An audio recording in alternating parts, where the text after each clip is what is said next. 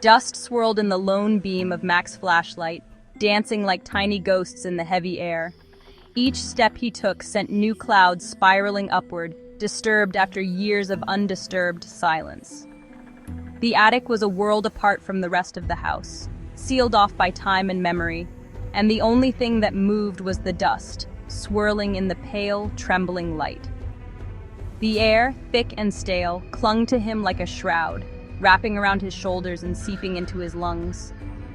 He coughed, the sound muffled by the insulation of old boxes and forgotten trunks. Waving a hand through the oppressive darkness, Mac tried to clear a path, but the air remained heavy, unmoved by his efforts.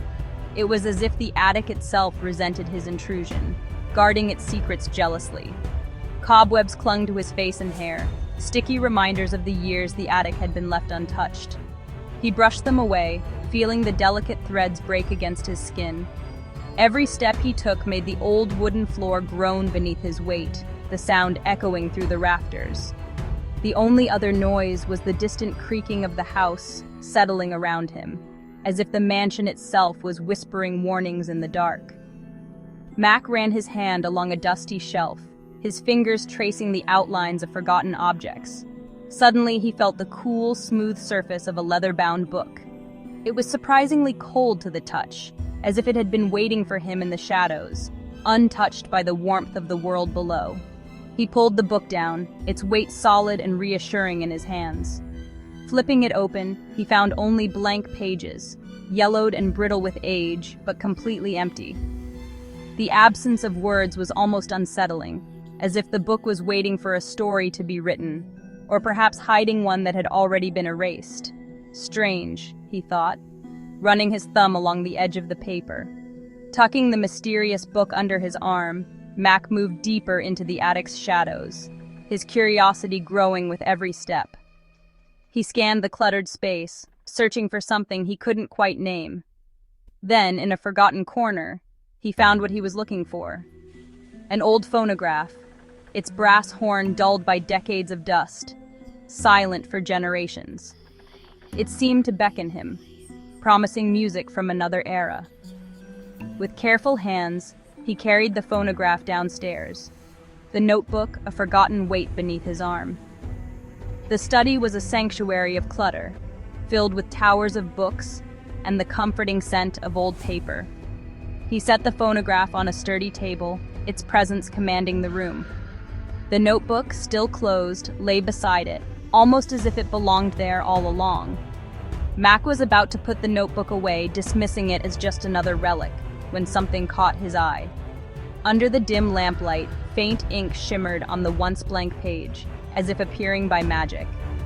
He leaned closer, heart pounding, and saw a single sentence written in a delicate, spidery script. The words seemed to pulse with a life of their own, hinting at secrets waiting to be uncovered, and Mac realized the attic had given up only the first of its mysteries. Mac brought the phonograph down from the attic. He stared at the words, his pulse quickening. He hadn't written that. He had just done it, moments ago. The attic was empty. He was alone in the house. A cold dread crept up his spine, wrapping around him like a serpent. He flipped back through the pages, finding them still blank. Only the first page bore the eerie message, the ink still seemingly wet. A rational explanation eluded him. This was madness. A cruel joke? His heart pounded against his ribs, each beat echoing in the silence of the old house. He tried to convince himself it was a trick of the light, a hallucination brought on by the musty air of the attic. Mac paced the room, his eyes darting back to the notebook as if it were a venomous snake ready to strike. The sentence remained, unchanging. A terrifying certainty began to dawn on him. The notebook was writing itself, documenting his every move. But how? Why? He didn't have answers, only a growing sense of unease that settled deep in his gut. The next morning, he woke with a start, heart pounding in his chest, the remnants of uneasy dreams still clinging to his mind. The notebook. The memory of the night before came rushing back, vivid and urgent, as if the words he'd read had followed him into his sleep, whispering in the darkness. He had to see the notebook. Without even pausing to put on his slippers, he rushed down the long, shadowy hallway, the old wooden floorboards groaning beneath his hurried footsteps. The house felt colder than usual, as if it too sensed the weight of what was to come. The notebook lay open on his desk, exactly where he'd left it. The candle beside it burned low, casting flickering shadows across the room. He approached it with a mix of dread and fascination, his fingers trembling as he flipped through the worn, yellowed pages. Another sentence, written in the same flowing script, stared back at him from the second page. But this time, the words were different. They weren't a record of what had already happened. They were a chilling prediction, a glimpse into a future he hadn't yet lived. Mac will make tea and toast for breakfast. The sentence was simple, almost mundane, but it struck him like a bolt of lightning. He stood there, paralyzed, unable to look away from the ink on the page. The words seemed to hang in the air, heavy and oppressive, as if they had a life of their own. He hadn't made tea and toast in years. He always preferred coffee and fruit in the morning. The idea of changing his routine, of following the notebook's command, unsettled him deeply. But now, the thought of defying those words, of disrupting the script that had been laid out before him, filled him with an icy, paralyzing fear. It was as if some cold, invisible hand had closed around his chest, squeezing the air from his lungs, making it hard to breathe.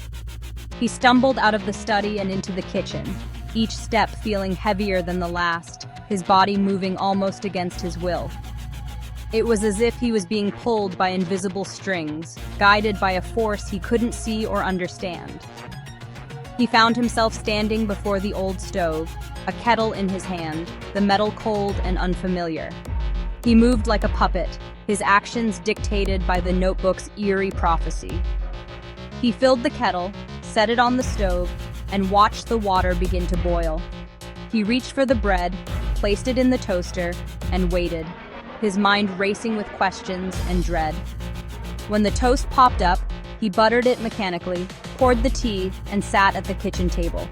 He ate and drank, but the taste was hollow, turning to ash in his mouth. Each bite felt like a surrender, a confirmation that the notebook's words were shaping his reality. The words in the notebook weren't just an observation, they were a command, a sentence handed down by some unseen judge. He realized with growing horror that the notebook was more than a record of his life. It was dictating it, one line at a time. A wave of nausea washed over him, stronger than before. He was trapped in a nightmare, the pages of the notebook his inescapable reality.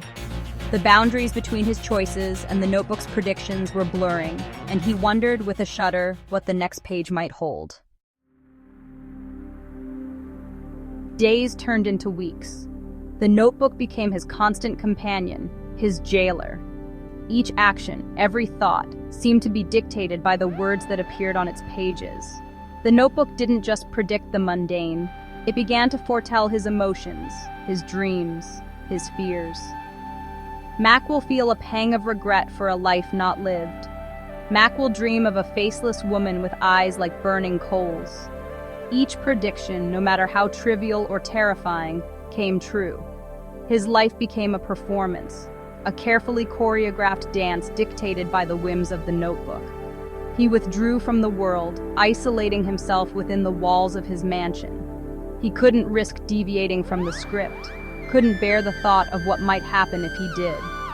His once organized life devolved into a chaotic mess of scribbled notes and frantic attempts to decipher the notebook's cryptic messages. He became a prisoner in his own home, the notebook his captor. Sleep became his enemy. Each night, as darkness crept across the room, he found himself wide awake, mind racing with thoughts he couldn't silence. The comfort of his bed became a battleground, the sheets twisted and damp with sweat, as he lay there, haunted by the knowledge that rest would not bring peace, only more time to dwell on the inevitable. How could he rest when the notebook held his future, a future he was powerless to change? Every word written within its pages felt like a chain, binding him to a fate he could neither escape nor alter. The flickering candlelight cast long shadows over the notebook, making the words seem to writhe and shift, as if alive with a sinister intent. Dark circles etched themselves under his eyes, a testament to his growing insomnia and gnawing fear. His skin grew pale, stretched thin over sharp cheekbones, and his hands trembled as he tried to steady himself. Each morning, he awoke feeling older, as if the weight of the notebook's predictions was aging him by the hour. His reflection in the mirror became a stranger, gaunt, haunted, a ghost of the man he once was. The eyes that stared back at him were hollow, rimmed with exhaustion and dread, and he barely recognized the person he had become. It was as if the notebook was slowly erasing his identity, replacing it with someone who lived only in fear. He saw the fear reflected in his own eyes, the fear of the unknown, the fear of the inevitable. Every glance in the mirror was a reminder that he was trapped, unable to look away from the destiny written for him. The anxiety gnawed at him, a constant companion that never let him forget what was coming. The notebook began to write with alarming frequency, the predictions growing increasingly specific, increasingly ominous. What once seemed like vague warnings now became detailed accounts of events yet to unfold, each one more disturbing than the last. The ink seemed to flow of its own accord, as if the notebook itself was eager to reveal his fate. The entries were no longer spaced out comfortably in time. Instead, they came in rapid succession, each new prediction crowding out the last, leaving him no time to breathe, no time to hope that things might change. They were happening closer and closer to the present. The ticking of the clock became a cruel reminder that time was slipping away, and with it, any chance of escape. Days blurred into nights, and the future pressed in on him, suffocating and inescapable. Mac will feel a chill as he reads this. The words glowed faintly on the page, as if illuminated by some otherworldly force, and he felt their power deep in his bones. He did. A shiver ran down his spine, leaving goosebumps in its wake. The air in the room seemed to drop several degrees, and he hugged himself tightly, desperate for warmth that would not come. The room felt colder, as if a window had been thrown open to a winter storm. The curtains billowed, and his breath hung in the air, visible and fragile, as if the very atmosphere was conspiring against him. He was losing himself, drowning in the relentless tide of the notebook's predictions. The more he tried to resist, the deeper he sank, overwhelmed by the sheer volume of what was written and what was yet to come. His thoughts became tangled, a chaotic storm he could not calm. His sanity, once a sturdy ship navigating the seas of his life, was now a splintered wreck tossed about by a storm he couldn't control. The waves of fear and uncertainty battered him from all sides, threatening to pull him under for good. He was adrift, lost in a sea of fear and uncertainty, with the notebook as his only compass. Yet even that compass seemed to spin wildly, offering no direction, only the promise of more darkness ahead. Alone in the vast emptiness, he clung to the hope that somewhere, somehow, he might find a way out of the spiral before it consumed him completely.